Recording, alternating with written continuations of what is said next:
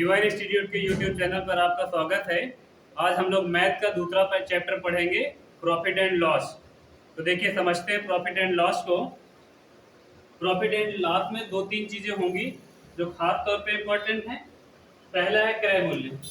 क्रय मूल्य ऐसा मूल्य होता है जिसपे हम किसी सामान को खरीदते हैं, जितने पे परचेज करते हैं उसको कहते हैं क्रय मूल्य, और अंग्रेजी में कहते हैं कास्ट प्राइस। क्रय मूल्य हमेशा 100% होता है और दूसरा होता है विक्रय मूल्य। विक्रय मूल्य ऐसा मूल्य होता है जितने की सामान को हम बेचते हैं वो विक्रय मूल्य होता है। तो विक्रय मूल्य के लिए सेलिंग प्राइस, इसलिए हम एसपी लिखते हैं, और विक्रय मूल्य 100% से या तो ज्यादा होता है या तो कम होता है। तो 100% से या तो ज्यादा होगा, या तो प्लस में होगा, या तो माइनस में होगा। और उसके बाद बेचने पे दो ही कंडीशन बनेंगी, या तो प्रॉफिट होगा या तो लॉस होगा।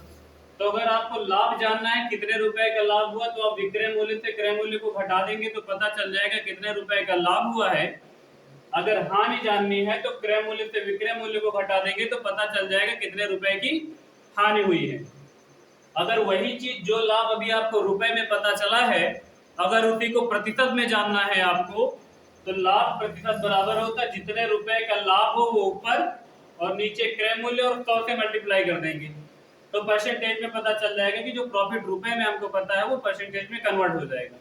उसी तरह अगर हानि का प्रतिशत जानना है तो जितने रुपए की आपको हानि हुई वो ऊपर लिखेंगे और नीचे क्रय मूल्य लिखेंगे और गुणे 100 करेंगे। दोनों कंडीशन में हमेशा नीचे क्रय मूल्य ही लिखना है, क्योंकि लाभ और हानि की गणना सदैव क्रय मूल्य पे की जाती है।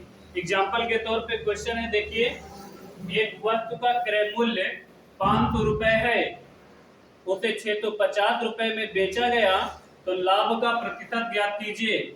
सामान का क्रय मूल्य है 500 रुपए और बेची गई है 650 रुपए की, तो लाभ तो पहले देखो कितने रुपए का होगा। लाभ आपको जानना है तो आप 650 से घटा दीजिए 500, तो आपको लाभ मिल जाएगा 150 रुपए का। ये 150 रुपए में है और पूछा गया है लाभ आपको बताना है प्रतिशत में। तो प्रतिशत में जानने के लिए लिखा हुआ लाभ प्रतिशत बराबर होता है जितने रुपए का लाभ हो वो ऊपर और नीचे क्रय मूल्य गुणे 100। तो आप यहाँ लिख देंगे लाभ प्रतिशत बराबर जितने रुपए का लाभ हुआ वो ऊपर लिख देंगे। लाभ हुआ 150 रुपए का और क्रय मूल्य है सामान का 500 रुपए, और 100 से गुणा कर देंगे तो ये परसेंटेज में पता चल जाएगा। ये डबल जीरो से डबल जीरो कैंसिल कर देंगे और 5 से काट देंगे तो 5 से 15। इसका मतलब है कि हमको लाभ हुआ है कितने परसेंट का, 30% का। अगर रुपए में पूछेगा तो रुपए में लाभ हुआ है कितने का, 150 रुपए का। अगर परसेंटेज में पूछेगा तो परसेंटेज में लाभ हुआ है कितने का, 30% का। अगला प्रश्न देखिए, अगला प्रश्न लिखा हुआ एक वस्तु का क्रय मूल्य 400 रुपए है, यदि उसको 350 रुपए में बेचा जाए तो हानि का प्रतिशत बताओ। अगर कोई सामान 400 की आके 350 की बिक रही है तो नुकसान तो हो ही रहा है। आपको ये चीज प्रतिशत में बतानी है कि कितने प्रतिशत का नुकसान हुआ है। तो आप देख लीजिए, हानि पहले देखो कितने रुपए की हुई है। तो हानि जानना है तो क्या करेंगे, 400 से घटा देंगे 350। हमने क्रय मूल्य से विक्रय मूल्य घटाया क्योंकि हानि बराबर क्या लिखा हुआ है, क्रय मूल्य से विक्रय मूल्य घटाने पर यह पता चलेगा कितने रुपए की हानि हुई है। तो आप घटाओगे तो पता चलेगा कितने रुपए का नुकसान हुआ है, 50 रुपए का। यही जो 50 रुपए की हानि हुई इसी को प्रतिशत में बदलेंगे तो हानि प्रतिशत होता है जितने रुपए की हानि हुई उसको ऊपर लिखेंगे, क्रय मूल्य नीचे लिखेंगे, 400 और गुणा करेंगे 100 से। दोनों जीरो से ये दोनों जीरो कट जाएंगे। आप 4 से डिवाइड कर देंगे तो हो जाएगा कितना, 4 का टेबल से भाग करो, हो जाएगा 4 × 4, 4 दूना 8 और 4 पंचे 20। हानि का प्रतिशत आ जाएगा 12.5%। पहले प्रश्न का आंसर आया है 30% का प्रॉफिट, क्योंकि सामान जो है 500 की ला के 650 की बेची गई थी, तो प्रॉफिट हुआ है 150 रुपए का, लेकिन प्रतिशत में बताना है तो 30% का। दूसरे प्रश्न में हानि हुई है 50 रुपए की, प्रतिशत में हानि को बताना है तो हानि कितने रुपए की हुई ऊपर लिखा 50, क्रय मूल्य है 400 रुपए तो 400 नीचे लिखा, 100 से गुणा किया तो हानि का प्रतिशत आएगा 12.5%। अगला क्वेश्चन है तीसरा नंबर, लिखा हुआ यदि एक दुकानदार एक टीवी 6,000 रुपए में खरीदता है तथा इनको 15% की हानि पर बेचता है तो टीवी का विक्रय मूल्य क्या होगा। सामान को खरीदा है उसने 6,000 में, क्रय मूल्य 100% होता ही है। आपको बताना है टीवी का विक्रय मूल्य। सामान आई है 6,000 की टीवी आई और बेचना है आपको 15% की हानि पर। अगर हानि हुई है तो 100 से घटा लेंगे, अगर लाभ हुआ है तो 100 में जोड़ देंगे, क्योंकि विक्रय मूल्य की दो कंडीशन बन सकती हैं, या तो लाभ होगा या तो हानि होगी। अगर लाभ हुआ है तो 100 में जोड़ देंगे, जैसे 20% के प्रॉफिट में अगर सामान को बेचना होगा तो 120/100 करेंगे, अगर 20% के नुकसान पर बेचना होगा तो 80/100 करेंगे। लाभ होने पर 100 में ऐड करेंगे और नुकसान होने पर 100 से माइनस करेंगे। तो इस वाले में 15% का नुकसान है। सामान आई है 6,000 की, 15% के नुकसान पे बिकेगी। इसका मतलब है 100 से आप 15 घटाओगे तो सामान बिकेगी 85% पर। 85% पर बिकेगी तो ये दोनों जीरो से एक दो जीरो कैंसिल कर लो, मल्टीप्लाई करोगे तो ये डबल जीरो पहले उतार लो।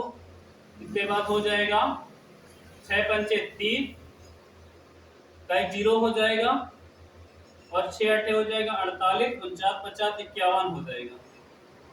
तो कितना हो जाएगा सामान का विक्रय मूल्य? सामान का विक्रय मूल्य हो जाएगा 5100। 5100 हो जाएगा सामान्य का, क्योंकि ये वाला एक ही जीरो बचेगा जो हमने दो लिख दिए थे।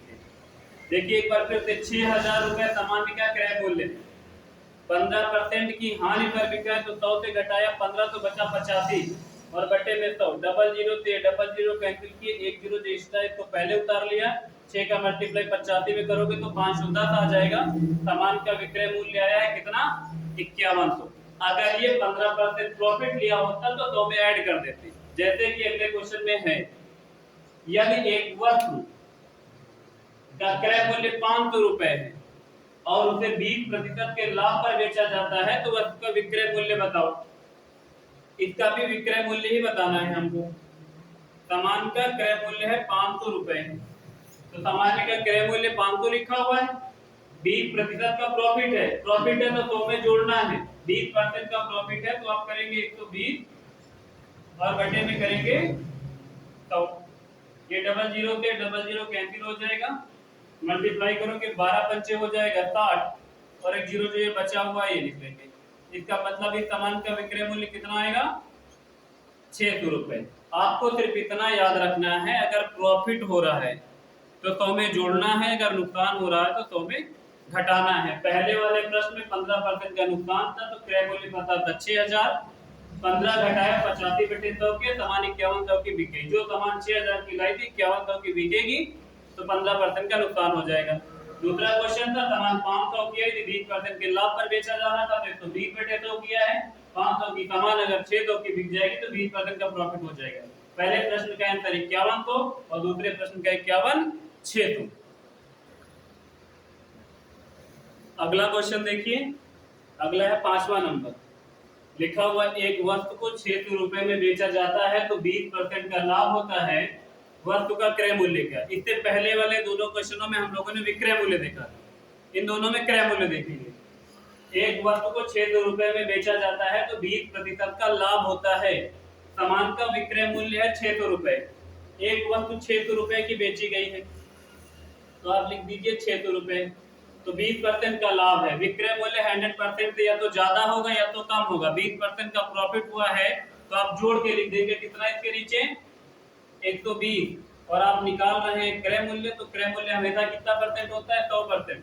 तो आप इसमें 100 से गुणा कर देंगे तो आपको पता चल जाएगा क्रय मूल्य कितना है। आप ये जीरो से जीरो काट देंगे, 12 से काटेंगे, 12 पंचे 60 और 100 में मल्टीप्लाई करेंगे तो आ जाएगा 500 रुपए। तो वस्तु का क्रय मूल्य कितना है? 500 रुपए।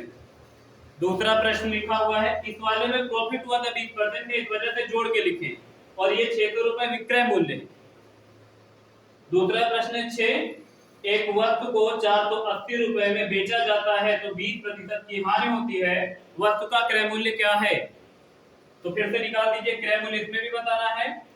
सामान्य को बेचा गया आपके पास 480 रुपए का, तो क्या हुआ 20% का नुकसान हुआ। इससे पहले वाले में 20% का प्रॉफिट हुआ था, प्रॉफिट होगा तो तुम्हें जोड़ेंगे, तो 120 लिखा हुआ है। अगले वाले में 20% का नुकसान है, इस वाले में 20% का लाभ हुआ था, तो इसलिए इसमें जोड़ा हुआ था। इस वाले में 20% की हानि हुई है, तो 100 से 20 घटाएंगे तो कितना बचेगा, 80 बचेगा। और वस्तु का जानना है क्रय मूल्य, क्रय मूल्य होता है 100%, तो इसमें 100 से गुणा देंगे, गुणा 0 से 0 कैंसिल हो जाएगा, 8 से कैंसिल होगा, 8 6 48, और 100 से मल्टीप्लाई करोगे तो आ जाएगा 600।